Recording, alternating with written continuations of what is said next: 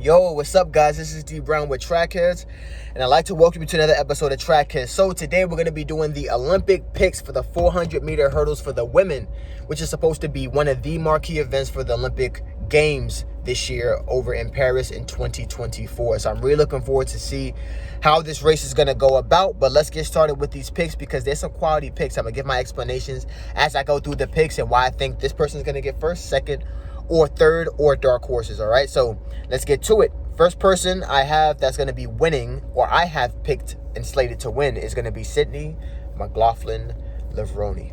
Right, I think it goes without saying that she has been dominant ever since Dalila has been on the decline. She has been on the incline, and I think that her momentum going into this race is crazy. She broke her world record, which was supposed to be untouchable for the next 10 years. And, no one is ever going to run faster than that. And she went and killed it. Didn't even look like she was running as fast as I thought she was. But 50.6 is nothing to laugh at. And the way, of course, a typical season goes is that you're peaking. You're peaking going into the Olympic Games. So I think she has more in store. I think we're going to start seeing uncharted territory be touched. I think that she ran that 48.7 in the 400-meter dash early in the season in May. And I think that she is going to plan to be in 48 low shape by the Olympic Games. So that is more comfortable for her to get under that 50.5, 50.3. I think if her goal is to go sub 50, she is going to be in some tremendous shape. I can tell you that now. She's going to be in some tremendous shape.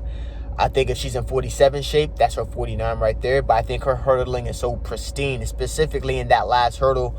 Her being able to navigate those hurdles and alternate legs and lead legs, despite being in lactic, is what's gonna separate her from the pack. Person I have in second place is, of course, Femke. She recently just ran 50.95, and everyone was calling it a fluke, and how, they were on this magical track where track and field athletes levitate and perform magic tricks, and that's why she ran the 50.95. But then she came back and ran like 51.3 a week later. So she's at that place now of 50.9, 51, and that shape that she displayed in the indoor season, running all those 49s, are really starting to take hold. One thing about Femke that I think is very interesting is that I think she has the ability to go 48 in the open 400, but I haven't seen her do it outdoor season.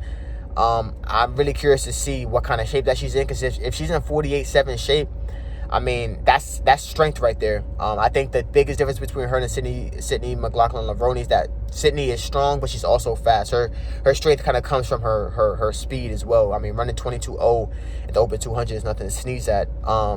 So I think that, Femke is going to be for second.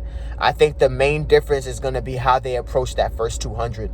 I've seen Sydney, when she really... She's so strong that I think the determining part of her race is really like the first 200 and how she sets it up. I think if she's anywhere in that 24.5 territory, we're looking at a world record. I think if we're in between that 24.5 to 21.87 category, we're in for a world record. I think Femke won't be too far behind, but I think Femke relies on efficiency in that last 100. Where, like I said, Sydney McLaughlin has the strength, but she's a little bit more aggressive, especially with her step patterns. I know Femke experimented with step patterns and stuff like that as well, has a bigger step pattern in terms of the amount of steps that she covers this year. But I definitely think that Sydney McLaughlin is doing something that no one has done before. Do I think she's invincible? No. But do I think she's dominant? Very much so. The last person that I have, or people, and I'm going to kind of cheat on this one, all right, is that we're going to have a hell of a race for third place. I think that's where the race is going to be. I think Sydney McLaughlin is going to lead. I think Femke is going to be right on her ass. But I think the main race that everyone's looking forward to is this bronze medal, because I think it's going to be between Rochelle Clayton and Anna Cockrell. Both of these athletes just dipped into the 52s. Rochelle Clayton has been fighting her way to this 52. She did that at the Jamaican trials. Anna Cockrell slightly behind her. But I think both of them are starting to realize that it's possible to go 52. It's possible to chase 51. And I think that, Anna Cockrell has the support this year in terms of her strength, in terms of her training partners, her coaches, to be able to navigate the strength that she needs to be able to handle those rounds and handle those races.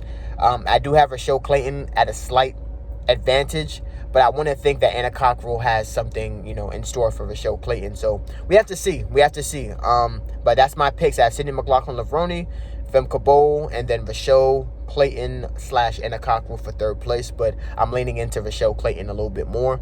That last 50 is going to determine a lot. That last hurdle is going to determine a lot. So we have to see how that goes. In terms of dark horses, I have Jasmine Jones from the United States. She was someone that got third place for the Olympic trial. She ran 52 and some change. I think she runs at the University of Southern California, I believe.